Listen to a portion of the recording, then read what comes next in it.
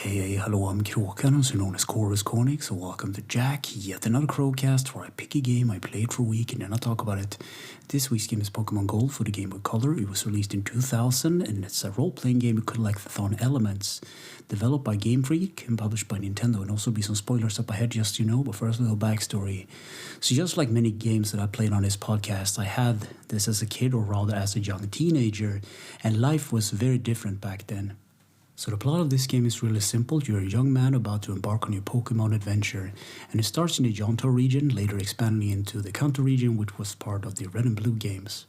And before I start to talk about the game in proper, I should say that I'm actually a bit scared or intimidated by Pokemon Gold because I'm not as knowledgeable about this game, even though I played a lot as a kid. I don't even remember most of the Pokemon's names.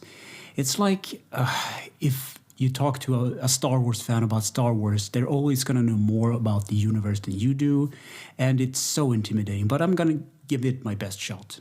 At the start of the game, you get company copyrights and a cutscene that's pretty lengthy, displaying different Pokemons in action, and later a splash screen with the options of new game and options.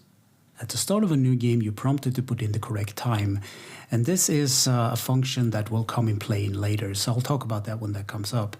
And then Professor Oaks explains what Pokemons are and what they do, and then you get to select a new name or whatever name you want. So you have the prompted names of Gold, Hero, Tyler, and Carl, but you can put in whatever here.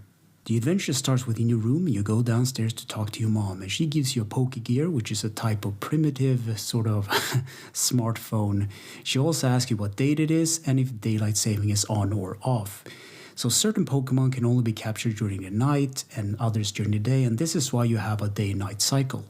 But before you do anything, you need to find Professor Elm and get your first Pokemon. So you head out into New Barktown and the laboratory, where you can select between 3 Pokemons, which are different types. So Cyndaquil is fire, Totodile is water, and Chikorita is grass. So different types of Pokemon have different advantages and disadvantages. It's like a rock, paper, and scissors mechanic. And just like the game I covered last week for the Game Boy, it had a similar issue. So a Game Boy cartridge that has a save feature has a built-in battery that acts as save memory. So once the battery is dead, you can't save. So I played as much as I could this week, and it's kind of frustrating. I need to get one of those screwdrivers in order to replace the battery which is inside. But until I get that, I can't really save. So this game improved everything that was the Pokemon formula up until this point. And it's a long list that I made here, but I'm gonna go through it. So they introduced a breeding mechanic that makes Pokemon eggs. They added shinies and more Pokemon types and evolutions. They actually made more Pokeballs. You can craft your own, or there's the guy called Kurt that helps you with that. More items and moves you can teach your Pokemon. And overall, it's a really interesting game. It's a lot of things to take in as a newcomer to it, but it was fun back then.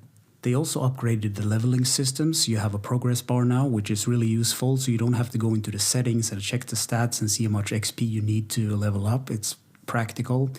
They also introduced a lot of legendary Pokemons, such as Ho-Oh, which is on the cover of the gold box, and then you have Lugia on the silver version of the game.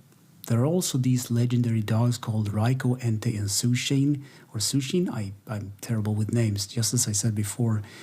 So they move throughout the map, they move constantly, and they're really hard to, capture.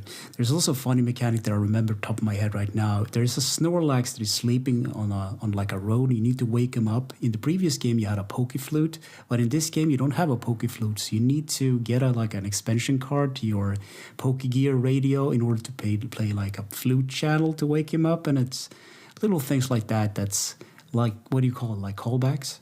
And I mean, that's basically the game. You go through the different regions, Johto and Kanto, you collect Pokemons, you level them up, you beat gym leaders, and eventually the Elite Four. You have all these gym badges from the different regions, and end battle is with Red from the Pokemon Red games.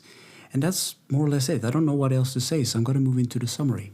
So, gameplay. Gotta catch them all. Trademark.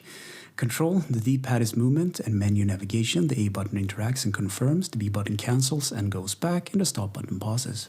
Graphics. So Gold and Silver actually have different Pokemon portrait sprites, and the game was designed for the Game Boy Color, so everything is bright and colorful and nice.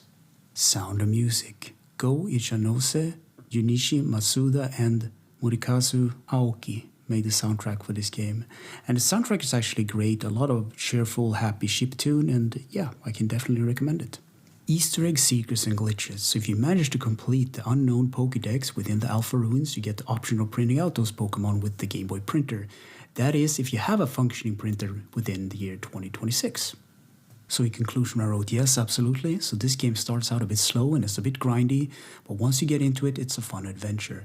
I would recommend, however, to get a guide because there are a lot of Pokémons to catch and a lot of secrets to find.